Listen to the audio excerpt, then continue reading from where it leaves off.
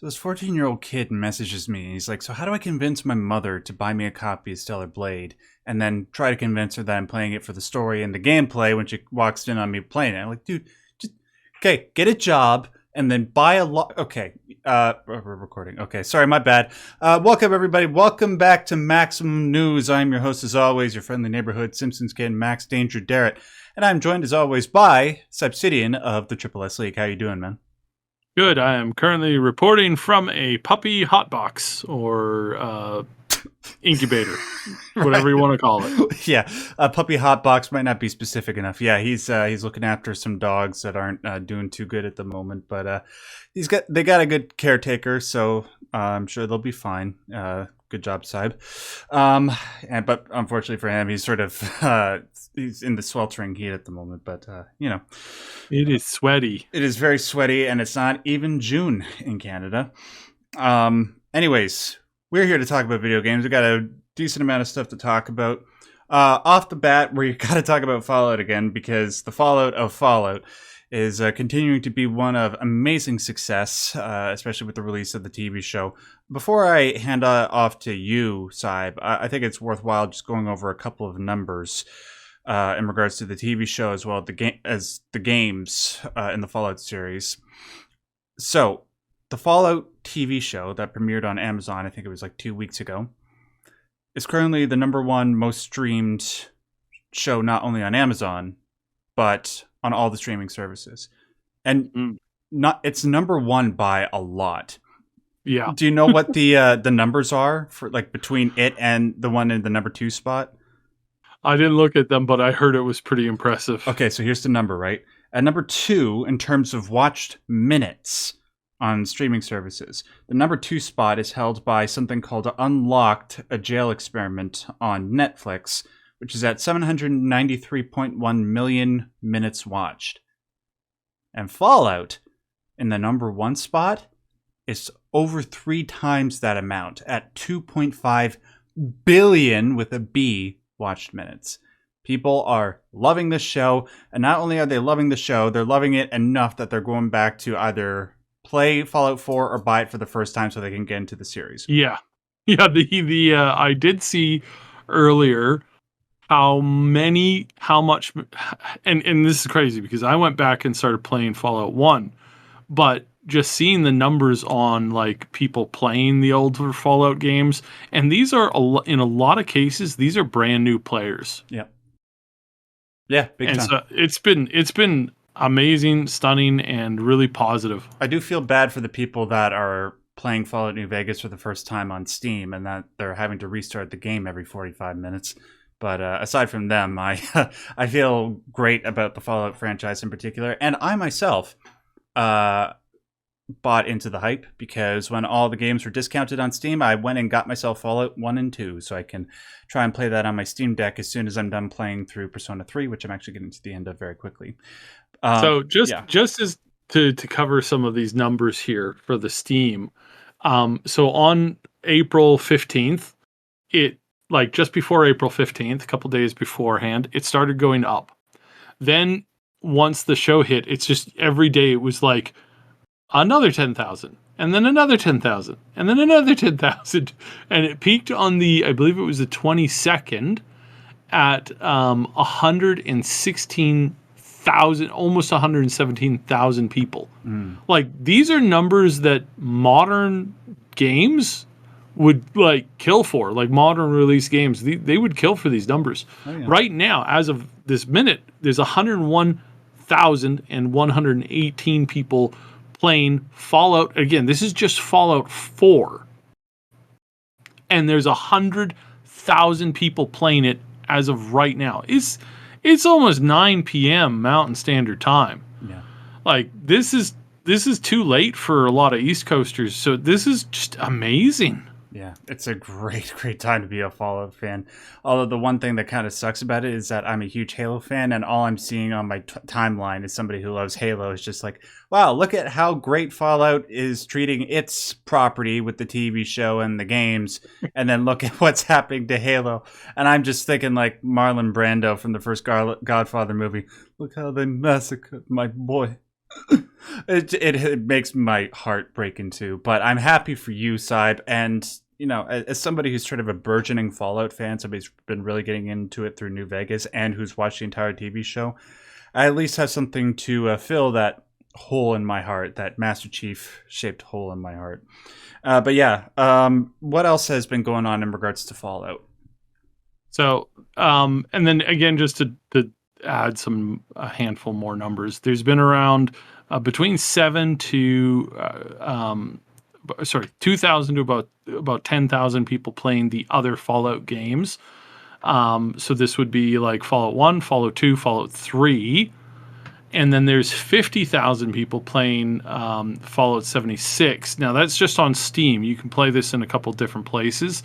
So on Steam, the Steam group is one of the smaller groups, as I understand.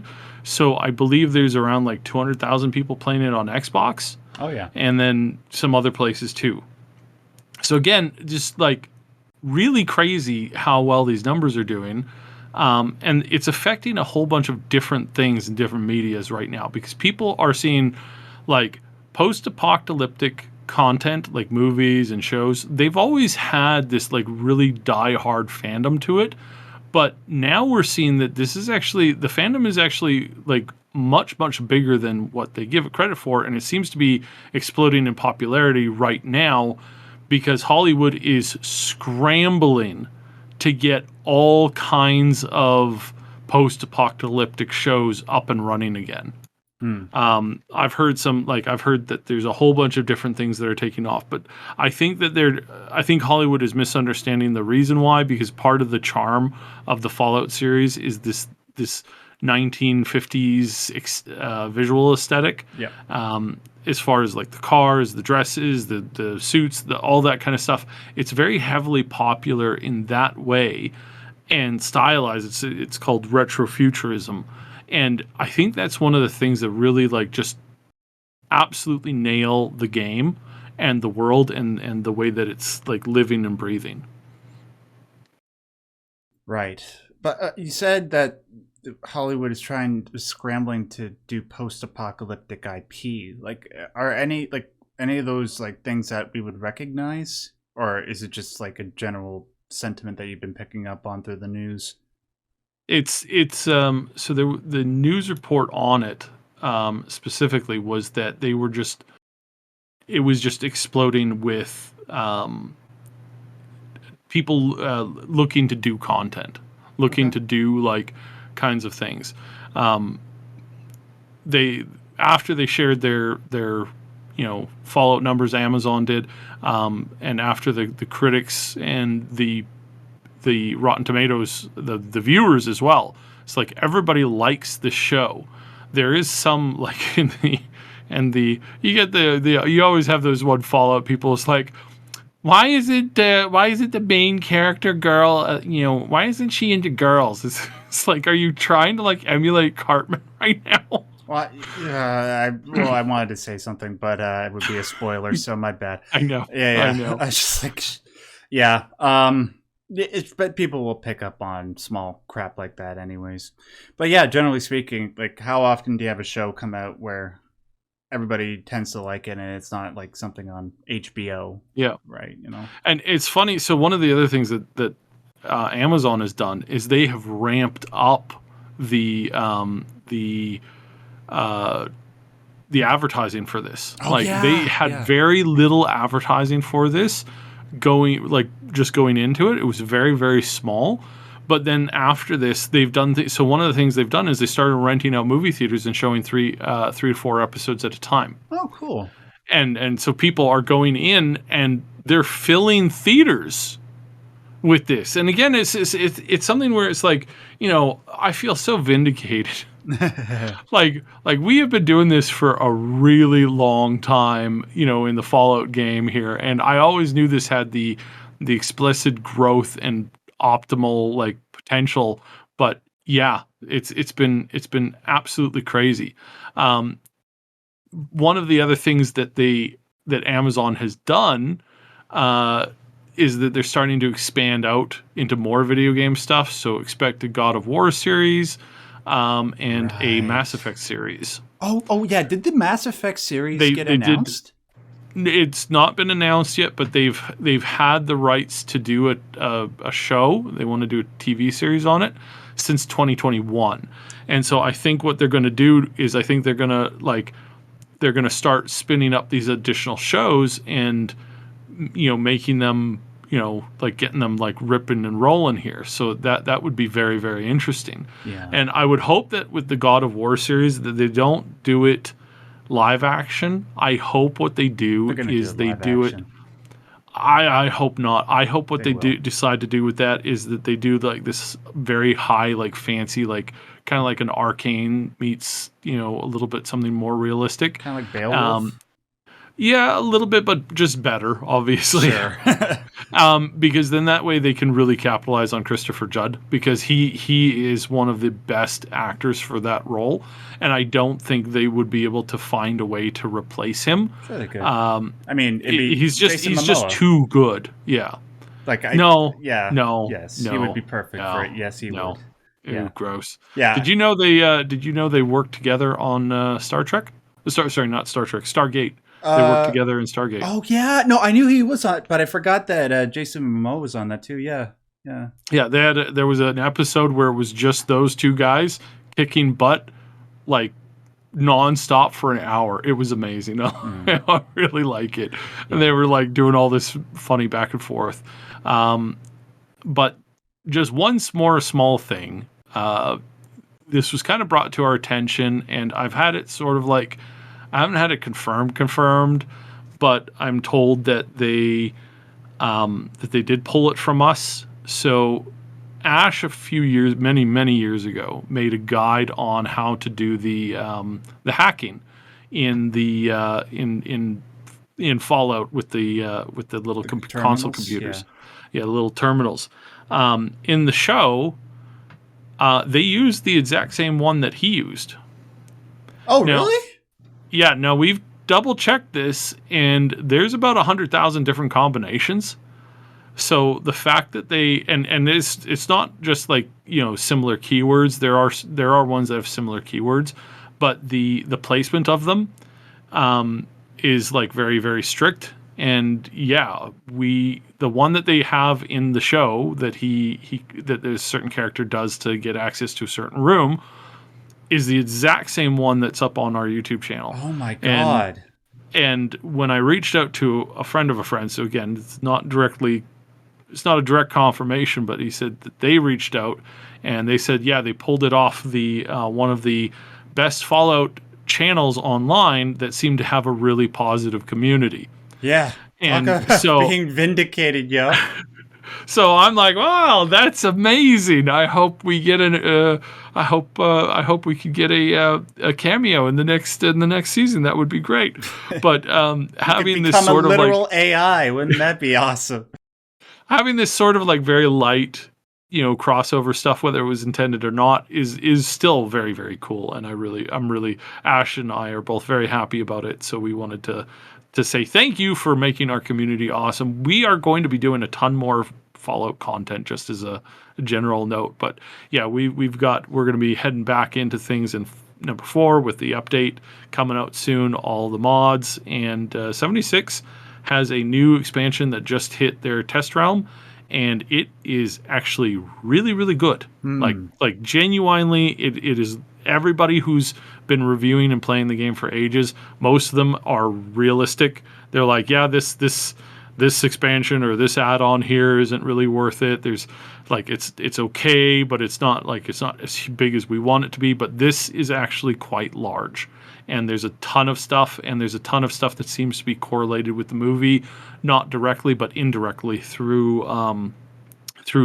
lore around the ghouls and some other stuff that's being worked on and added to the game. So we're really excited about this. This is a great time to be a Fallout fan. I still can't believe it's still so weird. I log on to YouTube and I look around and I see there's still people who are doing hate campaigns, you need to hate this show, period. No reason given, just the show is terrible because it has a female player or like a female character taking up the role of what would typically be their main character, and apparently they don't know that, you know, lore says that it can be either or. So yeah, or yeah, women exist.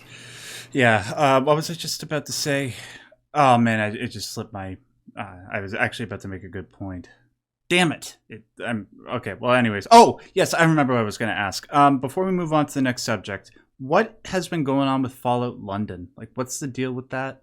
So they have delayed Fallout London. Fallout London has been delayed because they have announced that Fallout 4's remake is coming out. When it comes out, all of the mods are going to be are going to break because it's going to be a new patch for the main game, and it's going to be it'll be a few weeks before all those mods are back up and running again. Okay. They don't want to put out their game, have you play it for a couple of days, then suddenly stop because, you know, update comes out. Yeah. And then you're sitting there stuck, not being able to play it until all those mods are working again. So I think, and I applaud them for this, I think this is a brilliant idea, because also what's happened is this gives them a little bit more time for crushing a little bit more bugs, doing a little bit more review, catching up on a little bit more content that they might have wanted to have added, but didn't have the time. And then the other thing that's kind of good about this is that you're getting generally, because this is coming with a big graphical update, the game is just their version of their game is actually going to look a lot better because of all of the additions that come in down the line and are adding, you know, better textures and better loading time and a higher FPS, and all this kind of stuff is going to be more likely to be able to be given to you. And I think that's good. And I think that the sacrifice of it's probably, they said that they don't believe it'll be more than a few weeks. Typically, to get most of your mods updated from a big major patch, it's going to be about 2 to 3 weeks. There is some issue with sometimes, you know, there's dead mods where the original creator of the mod isn't running it anymore. There are rules that allow some people to go in, take a mod and update it for a current patch, and just, you know, give it an update so that it actually works, so that it's not just dead weight. So yeah, that's going to happen, and I think them doing that, brilliant. Really love it. I think it's great. Yeah. Well, thankfully, it's only going to take 2 or 3 weeks. Yeah, man, I I really want to get back into Fallout, but I just want to finish getting through Fallout New Vegas, even though, like, I've done most of the storylines. I want to do a thorough... Ash is actually jumping into New Vegas as we speak. He's been playing it a fair bit. What, for the first time? Yeah, for the first time. He's never actually played New Vegas all the way through, and one of the things he's doing is he's going through and he's adding a ton of mods so that it actually looks and feels a lot better. Yeah. Because the basic version of the game is very dated when it comes to controls and stuff like that. Oh, I'll say it. If it's on Steam, it's absolute crap. Go and get it on GOG for God's sake. From what I understand, it has the 4 gigabyte patch put into that, which enables it to not crash every 40 to 45 minutes. Thank you to whoever told me about that on Twitter. I went and got it. Anyways, yep, it's awesome time to be a Fallout fan. I wish I had more time to play the games, but I'm glad that, you know, all of you are, and yada yada. Any thoughts on any of the stuff that we talked about in regards to Fallout, guys? Let us know in the comment section below. All right, moving on to the next story. I knew it was coming out in April. For some reason, I didn't know the exact day, but yeah, Stellar Blade. It's not out now, right? It comes out on Friday, or is it tomorrow? What day is it coming out? I don't know because I can't actually get it because it's only on the PlayStation. Oh, right. Yeah. Okay. Well, I do believe that it's so the review versions are already out. So I suspect that it's probably like next week. Okay. Yeah. I'm sorry. Just bear with me. I'm just looking this up really quick. Okay. It comes out on April 26th. So that's on Friday. Okay. Yeah. Don't games normally come out on Tuesdays and Thursdays? Well. Yeah, that's what I thought, because I know it's not coming out tomorrow. Mm-hmm. But yeah, it's like a little over 24 hours from now, but not within 24 hours. Mm-hmm. Now, I didn't really know what to think about Stellar Blade for the longest time. I thought it looked pretty good. I was kind of interested in it because it sort of reminded me of Nier, obviously. And I was hoping, based on stuff that I've been hearing about it, like the fact that even Yoko Taro, the guy who created Nier, has been interacting with the guy who made Stellar Blade, that maybe there was an experience on par with that of something like Nier Automata that we would get out of Stellar Blade. Well, the reviews have come out, and for the most part, across the board, it seems that people generally like the game, and like consistently, even like whether it's the reviews that are like 7 out of 10 or 10 out of 10, everybody says that the combat in this game is fantastic. It's on par with something like Sekiro, but maybe not as hard, which makes me very happy. I've even heard a couple people that I know that have had the chance to play it already say it's like Lives of P, but easier. And I'm like, well, man, I was able to handle Lies of P, so if it's easier than that, then I could probably get into it pretty decently. Like great soundtrack, great graphics, but also across the board are people saying that, well, the story isn't really that good. I've seen a couple of people say that the world and the story are actually above average, like really good, but most people saying that it's kind of below. But you know what? At the end of the day, what's the most important thing that a game's got to do? It's got to have good gameplay, right? And for the most part, everybody seems to say that it has that. For myself, I'm probably not going to get it right away because most of the time when I play games nowadays, I have to play them for my channel. And unless they have a good story, from what I hear, then I don't really dedicate much time to playing it because I have to play games with good stories because that's what my personal channel is all about. Now, Syb, you wanted to talk about this because of, like, obviously it's hard not to talk about Stellar Blade without mentioning the controversy around it regarding the main character and the way that she's portrayed. What has, like, now that the reviews have been coming out, like, what's the deal? Like, how are the reviews and that related? So the reviews are coming out and they are saying some frankly awful things. Like Okay. the overall just feedback, interaction, and whatnot from a lot of the big like traditional gaming sites has been absolutely terrible. Like they're saying that the game is good, right? They're saying that, but at the same time they're saying that, you know, the game doesn't deserve to be, you know, this good. It doesn't deserve to have these kinds of like you know, positive you know, content, stuff like that. And some of the stuff is like, it's really gross how far they're going with some of the things that they're saying. Like can you give me an example? Yeah, I'm trying to pull up a couple examples here because it's been so there's a lot of them. Like about 100 reviews that come out, and the majority of them are positive. Yeah, and they're positive, but it's like there's so New Game Network. I'm going to call these guys out. Gave it a 72. 72 is that's a good game. High, like you would think, right? Unless they have this thing where they only give games a rating between, you know, 100 and 70. Yeah, and a 72 is actually their lowest possible, like, you know, review that they've done in the last 2 years. So they say Stellar Blade is a mostly enjoyable action game with solid combat, strong presentation, a very good enemy designs. Its scantily clad heroine is not very interesting. And again, I need to point this out. When you're playing Eve, she's not scantily clad. Like scantily clad is like Red Sonja, you know, traditional Red Sonja concepts. Right. Like the you know, it's a bikini. There's nothing else. You know, she's wearing a full suit. Yeah, it's form fitting. Let's say. Yeah, it's a form fitting full body suit, but they somehow this is a scantily clad heroine. They say is not very interesting, and neither is the story. But there's enough here if you want to take a look. Like that just comes off as like hyper negative, like just grossly negative. Really?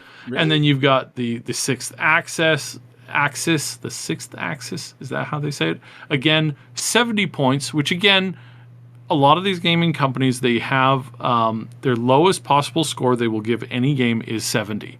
They will go up to 100, but their lowest that they will give is 70 because of certain rules about like not wanting to discourage like, companies from sending them, reviews and stuff like that. So they said Celebrate is a mostly enjoyable game to swing your hairband sword at, so long as you don't mind the obvious sexualization. There are also a few rough areas and nothing to spoil overall, but there's plenty of interesting story and you uncover as you go the way through. Giant monsters, circular chainsaws, and all this kind of weird tentacle stuff, blah blah blah. Mm-hmm. And again, it's like that sounds like a good thing, but they've added that little cutting, like if you don't mind the obvious sexualization.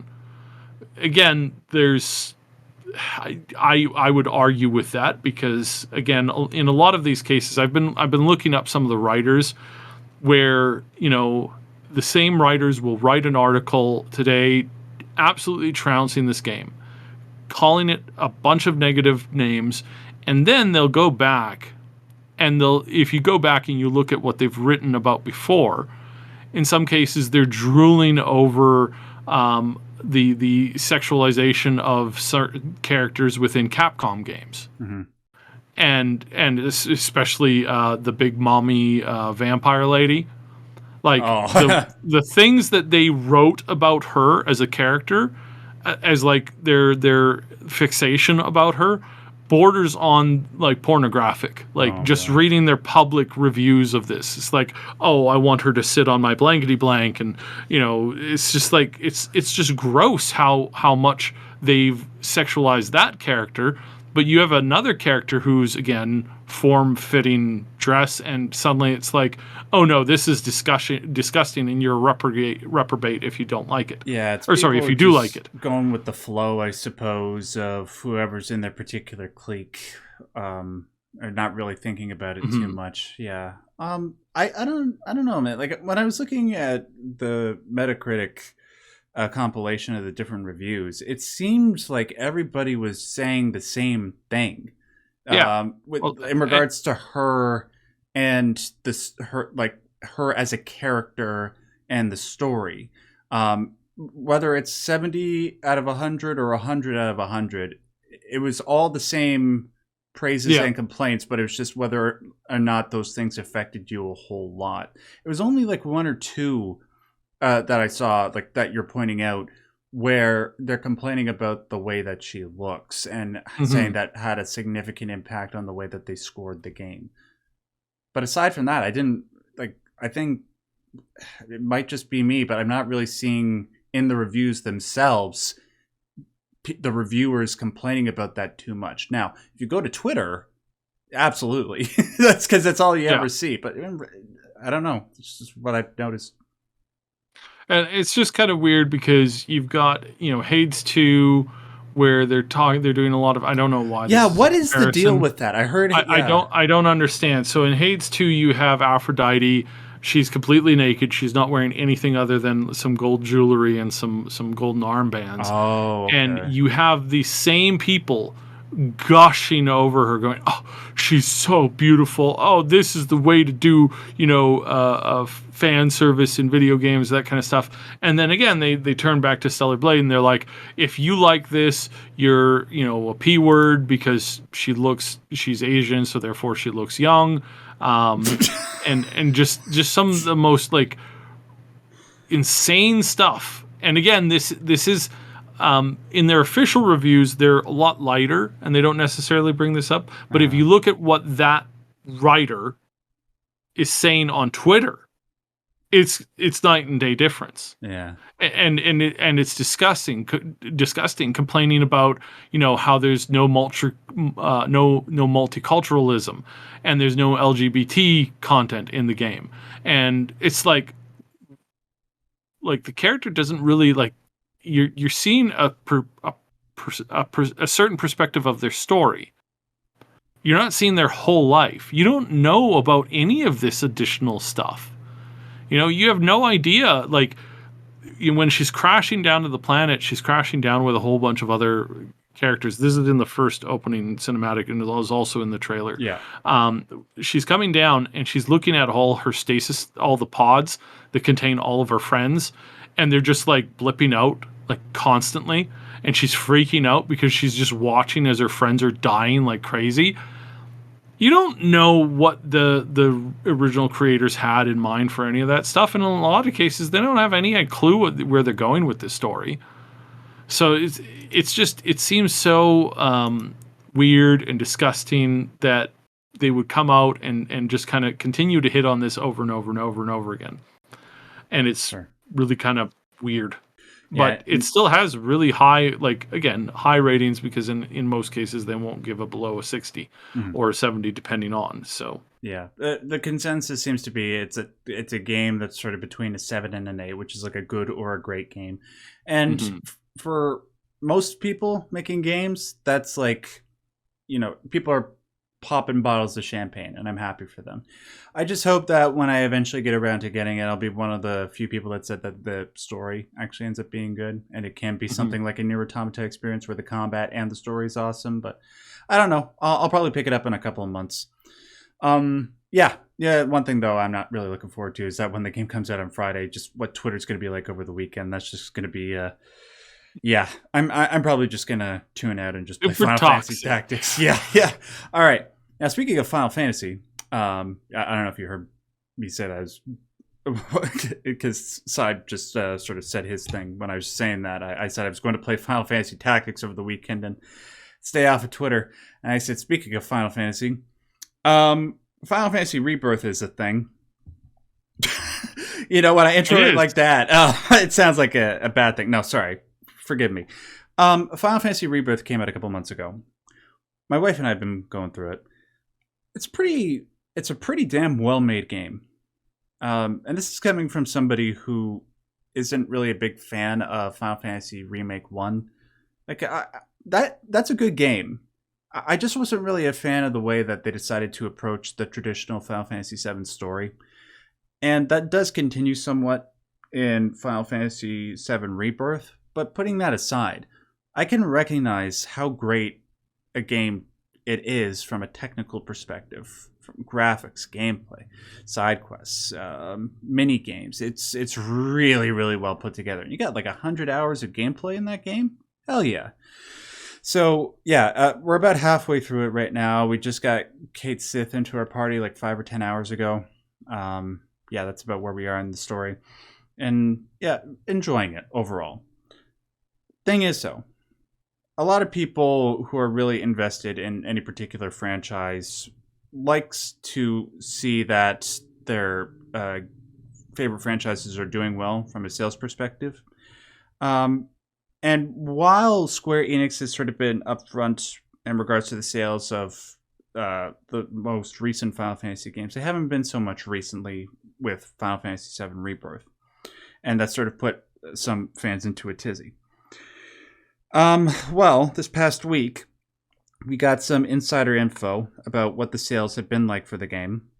This is from Daniel Ahmad of a conglomerate known as Nico Partners, and Nico Partners apparently compiles data and reports on video game market research. He tweeted saying that Final Fantasy VII Rebirth is selling about half of what Final Fantasy VII Remake sold in the same time frame, so over the past 2 months. To put this into perspective, Final Fantasy VII Remake sold about 7 million copies as of September of last year. So it's been about 7 months since then. I don't know, maybe another 300,000 to 500,000 copies add on top of that. And that's across PS4, PS5, and PC. And on top of that, it sold about half of that number in the first 3 days of its release. So it sold about 3.5 million copies in the first 3 days. In contrast, well, actually, hold on. Another piece of information. Christopher Dring of GamesIndustry.biz says that Final Fantasy VII Rebirth is down 34% compared to the remake launch. So whatever a third of 3.5 million is. So that might be like 2 to 2.5 million within the first few days. So over the last 2 months, if you take into consideration the fact that the PS5, there's only about 50 million PS5s that have been sold so far, and Final Fantasy VII Remake came out when there were 100 million PS4 consoles sold, plus it was at the height of COVID. Yeah, it becomes a little bit more understandable. So at the moment, I think it's safe to say that because Final Fantasy VII Rebirth is just on the PS5, it's not on the PS4, and it has yet to be released on PC. Selling 2.5 to 3 million copies over the last 3 months is not too bad. But, because Square Enix likes to, makes a really big deal about making sure that they hit the highest possible conceptions of what they want their sales to be. Maybe that's the reason why they're hiding their sales figures. And I also think people that are worried about this probably shouldn't be. I imagine that as the next year or two goes by, the game's going to continue to sell more, provided that the cost of living crisis doesn't continue to grow out of proportion. Although, I mean, who knows? It might just continue to get worse. And when the game eventually releases on PC in a year or two, I imagine that it'll start to pick up a lot of ground. So people have been making a big deal out of this. I don't really see it being that big of a deal. I think the fact that the game is really good is going to help it in the long run, particularly when whatever Final Fantasy VII Remake 3 is going to be when it comes out, I imagine 2027, 2028. I think that'll do just fine as well. So I don't think there's anything to see here, but people have been making a big deal out of it. Saib, what's your opinion on this? I think they're making a huge mistake not putting this on not putting this on Xbox and PC. Oh yeah, I agree. From the get go, I think 100% that this exclusivity time is going to hurt them, and I think that it's evident now that it is hurting them, and that it's not the fault of the developers when the game can't hit sales predictions because they, at the last minute decide, hey, yeah, we're just not going to launch it on anything other than the PlayStation, like the newest version of the PlayStation. That's it. Dude, this game, it's just not a reasonable thing to think, and it's kind of stupid that they think it like this. Even though, even though I'm not a huge fan of I recognize that the combat system in Final Fantasy Remake and Rebirth is a really good combat system. I don't really like it personally. Like when I've been playing it with my wife, I let her do the combat and I just sort of do all the mini games and stuff. But look, this game on PC would look so damned good that I would be willing to grin and bear the combat all over again just so I can experience how good it looks. Yeah. But yeah, they just don't want to do it for some reason, and Square Enix doesn't see a problem with that because for some reason, I don't know, they have some sort of deal with Sony, or maybe they don't. I don't know, maybe some sort of personal loyalty, but whatever. It's a big mistake. I agree with you.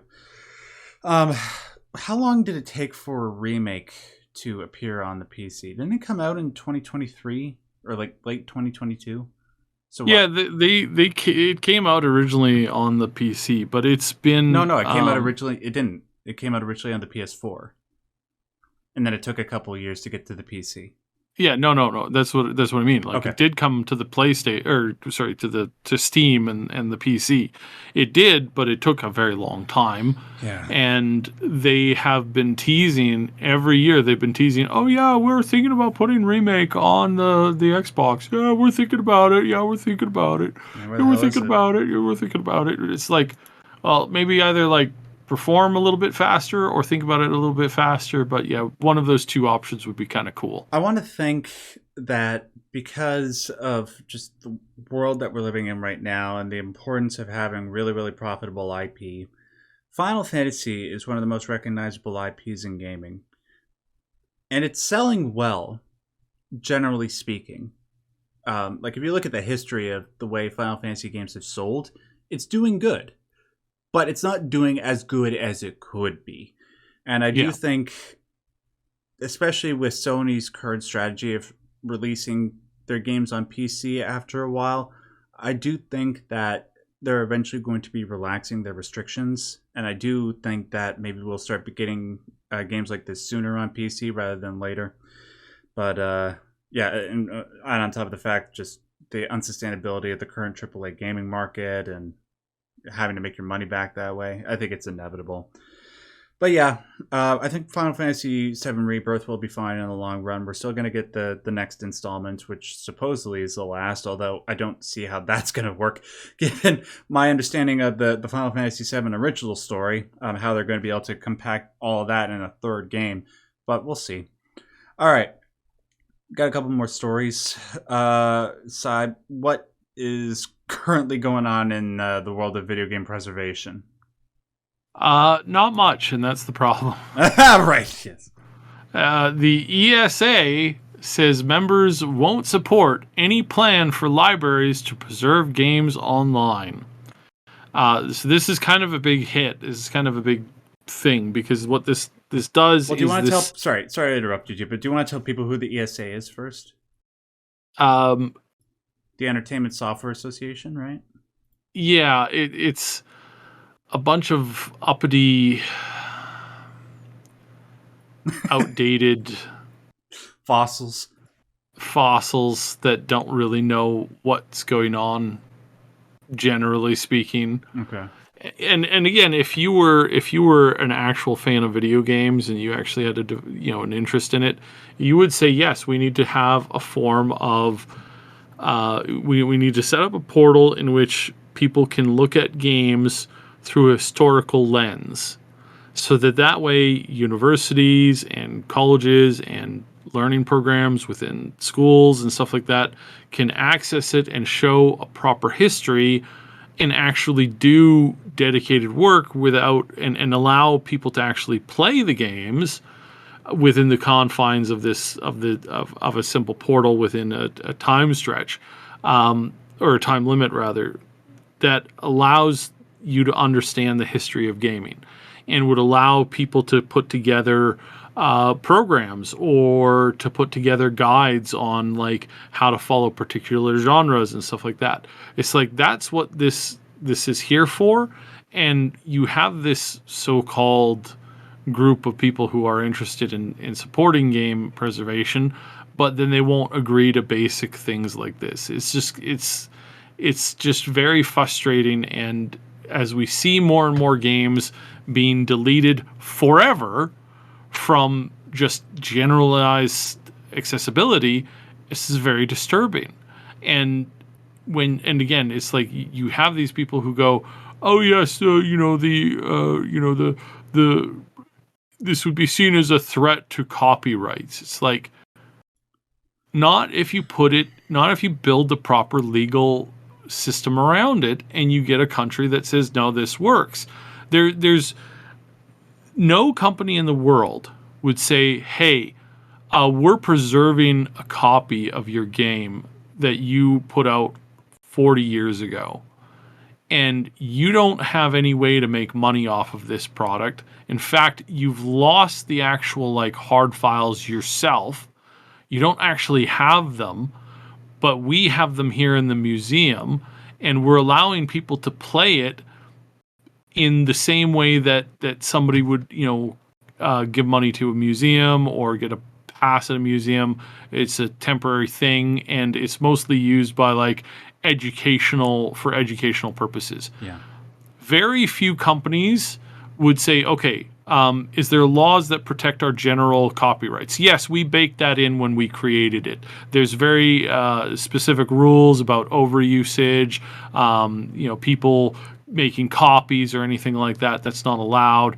We're just giving them the ability to peruse history like you would in an actual good museum. Nobody in their right mind would say, yeah, I don't support that. Because again, we're not talking about them adding in the latest version of a new video game that's just gone live and that you get to play it for free. That's not what's going on here. In fact, libraries have more of an issue with that kind of stuff than these preservation organizations do. But what you're doing is you're limiting and you're attacking and you're denigrating the ability for these people to actually generate, live copies and put stuff into a historical record so that the future can have something to look back at. It's like, if you don't do that, that's just you're losing history, and we already have enough difficulty with lost history that I think it's kind of a shame. Yeah. But to have something that's so easy to go, yes, this makes sense, let's do something that just makes sense, get some politicians behind it as a generalized concept, and then enforce the rules just like any other previous museum would. Yes, there is some problems with some bigger museums, but really in the long run, a lot of them are just about preserving history, and we have to get behind this. We can't just, it's like preserving zoos and preserving, endangered species. It's like there's work done in zoos to preserve species that is only done there. And if we lost that, we would lose, I think it's like a few thousand species. If we close down all zoos and all private game reserves tomorrow, we would lose about 1,000 species in the next 6 months. Yeah. Like big, important species, like big, important research stuff. And these things have to be, it has to be allowed. And if you don't allow it, you lose it, because we have a bad habit of erasing history when it doesn't, provide us with anything tangible at the moment.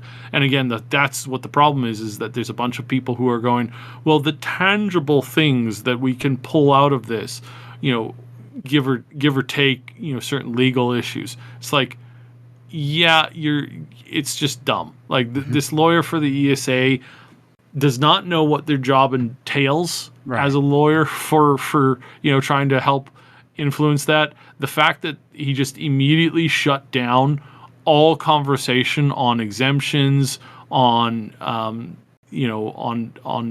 modifying exemptions to fit and meet certain standards, just immediately shut down, said, no, we're not doing it, period. Get out. It's like that's so gross. Is he a boomer? Oh, probably. I would imagine so.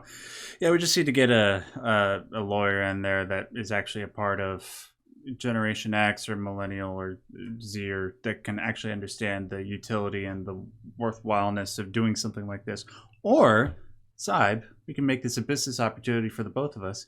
We can find, I don't know, like a cheap building, and then get a whole bunch of donations, and then find a way to have these games set up so that people can experience history. Because, I don't know. Maybe not. There's a couple good museums that are doing that. Oh yeah, and it is a really good concept. I think that it should be more common in more places. But part of the thing with gaming, and part of the thing with history itself, is like, and again, I have lots of criticisms for active museums, because there's a the antitherum mechanism sat in a museum for 55 years before somebody took a look at it and said, hold on, this is a computer. There's a lot of stuff. Again, there's an enormous amount of stuff that sits in the basement of museums that isn't looked at from and that's the thing that we need. And we have this opportunity to set the standard within video game preservation, and saying, here's how we set it up so that we can learn from everything. Because there is, and I've talked about this before, there is some code around AIs that was being used 35 years ago that's only now showing up again in the race to AI development. And it's like, why wasn't that stuff carried over? Because nobody could see the use of it.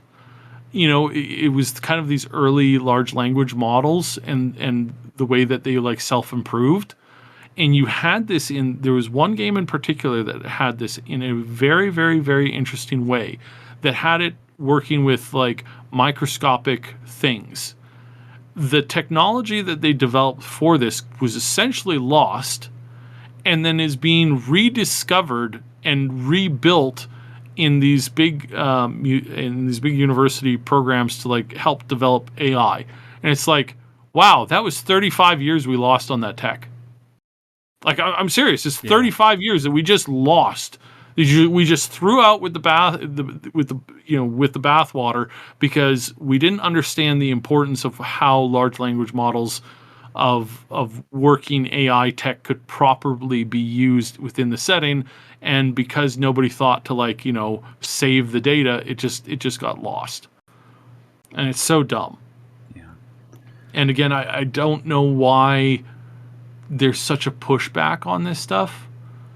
It's just really disturbing that we don't have a better way of figuring this stuff out. Well, there are very, people very passionate about it, thankfully, and we just recently we've been talking about the efforts that Ross Scott over at Accursed Farms has been making in order to make sure that people can continue to play the games that they purchased, and at least in that sense, being able to have a game available to a whole bunch of people enables them to be able to find methods of preserving it. That's like a minimal thing, but at least even with stuff like that, it could set precedents for other efforts at video game preservation. I am optimistic. There is clearly a passion for trying to protect games, and I see the tide sort of turning in the positive direction. Now, whether or not that's going to be something substantial for the next 10 or 20 years, I don't know. But at the moment, I'm feeling optimistic about it. And I do think that eventually things will start to turn around in regards to this, but we're not there yet. All right. And then finally, what the hell is El Paso Elsewhere? I've never heard of this. I was hoping you knew. No. So El Paso Elsewhere is the latest game that's being turned into a movie. And it's it's just this it's called a good God. Sorry, go ahead. Sorry. I can't pronounce this word, and it's one of my favorite words when it comes to cinema, and I can't pronounce it. Neo-noir? Neo-noir, thank you. Okay. It's this very interesting game. This game only came out last year in September. I don't know if there's a different take on it, but it's basically like a slow-mo like shooter. So think like Max Payne kind of stuff. Again, this kind of like came out of nowhere, and I was really surprised. It's like, the big star in Hollywood is producing video game adaptation of this game, and I was like, what is this game? Like, I've never heard of this before. And so I looked it up, and it's this slow-mo kind of shooter type thing, which to me says what I think they wanted to do is they wanted to do like a live action version of what's that called? The detective thing where he's very slow-mo all the time, where when he goes into fighting and then he uses Tylenol to like gain health back. What is the I don't know what you're talking about. What is the title of it? It's a very famous, it's been around for ages. My brother played this when I was a kid, and it was a very interesting game. Same kind of concept. Okay. You're a detective, you're following up on stuff. You can jump and do slow-mo, like in the air, shooting guns, and it was themed after, I think, a lot of the stuff that was themed after the Matrix movie when it first came out. Sure. This is killing me. Max Payne? Oh, Max Payne. Yeah, I think it was Max Payne was what they wanted to do. Interest, man. Max Payne is my jam. Exactly. That's what I knew. You knew what it was. But this game, it's got a very, very high, like, it's very positive on Steam. Not a ton. It's only like 800 people have only reviewed it. But again, it feels like Max Payne. It looks like Max Payne. The gameplay looks like Max Payne. And so what I think happened is that they wanted to have a Max Payne, but they couldn't get the rights for it. So instead, this might be a little conspiratorial, but my thought is that maybe they went in and said, "Hey, studio, which is made by Strange Scaffold, is the name of the studio and the publisher, and they self-published. It's like, hey, could you guys make a game that's basically Max Payne so that we could buy the rights and make a movie out of your game?" I'm not saying that this is what happened. I'm just saying that it feels very oddly forced. But yeah, that's the thing that's coming out now. So we've now got this very interesting Max Payne kind of ripoff. Did I say ripoff? I meant, inspired by or something. But yeah, they're apparently turning this into a TV show, or movie. I'm not sure whether it's going to be a movie or TV show or what. But hey man, as long as it doesn't have Mark Wahlberg in the lead role, I'll be happy. Like, it can't be any worse than the Max Payne movie. Did you ever see that movie? It's one of the worst pieces of crap I've ever seen in my life. You know, it's weird. I saw the other day. I watched this movie called Breach that had a bunch of really famous actors in it, including Bruce Willis. Huh. That movie sounds familiar. And it was very like indie, like really indie, like terrible digital graphics level indie. And I'm like, why is Bruce Willis in this? What is going on here? I do not understand what is going on here. Oh no, I'm thinking of a different movie called Breach that came out in 2007. It doesn't have Bruce Willis in it. I guess maybe it's like a B movie that Bruce Willis did to pay the bills. I don't know. I mean, he's not been in a ton of stuff lately, well, he's but retired. He was in this. Yeah. And it's so weird. Like, it's so weird. It's very strange. Anyway.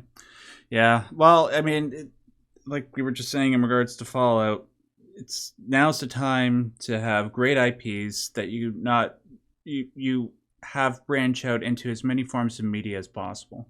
If you can have something where there's like a game and a TV show and a movie going on at the same time, that's what studios are aiming for. And if there's any chance that you can get something like that, then studios are going to be reaching out to it. It doesn't necessarily mean that a movie or a TV show is going to come out of El Paso elsewhere. Maybe they're just optioning it, but who knows? I just hope that at some point Metal Gear Solid, I know I keep going on about this, but it's the one thing that would make for an amazing multimedia franchise beyond just the games. All right. That does it for us on this episode of Maximum News, ladies and gentlemen. Thank you so much for joining us. I gotta dip out. It's been a long day. I've been putting together this 30-minute video on Nier Automata, which, by the way, you should go over to my channel on Friday if you want to check it out, or support me on Patreon if you want to see it a day early. It'll be out tomorrow. Shameless plug. But yeah, if you have any thoughts on any of this, all the stuff that we talked about in this episode of Maximum News, please let us know in the comment section below. We always love to hear from you. Saib, you have anything you want to plug before we're done? Yeah, we're going to be doing a ton of Fallout stuff. I was playing Fallout 1 yesterday, and I got one of the rarest random encounters. What's that? This random encounter, I have heard of this. I know many YouTubers have tried to naturally, get it, and it is almost impossible to get. It is one of the rarest random encounters ever. And it is called, it's a cow encounter in which you spawn into a map and you're surrounded by cows who say, moo, moo, I say moo, moo, I say moo, moo, moo, moo, I say moo. Like that's literally what they say is they I say moo.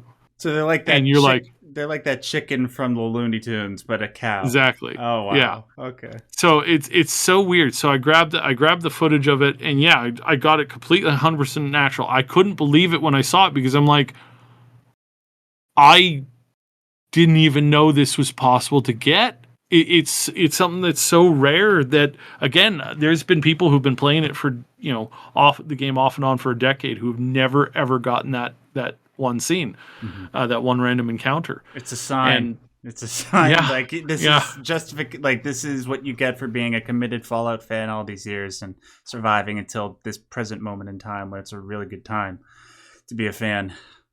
Yeah, I thought you were going to say something like, you punched a death claw in the face and then it exploded or something. I did try to punch Deathclaw. I was only level 5, and I took on a Deathclaw with a power glove, and I did kill it. But then its buddy immediately killed me afterwards. So I'm like, okay, I'm probably too low level for this. I'm probably too low. That's still impressive, though. That's still a good story that you could tell St. Peter in the afterlife. All right, I guess we'll conclude on that, ladies and gentlemen. Thank you so much again for joining us. We'll do this again next week. Until that time, I want to remind you, as always and as per usual, stay yellow.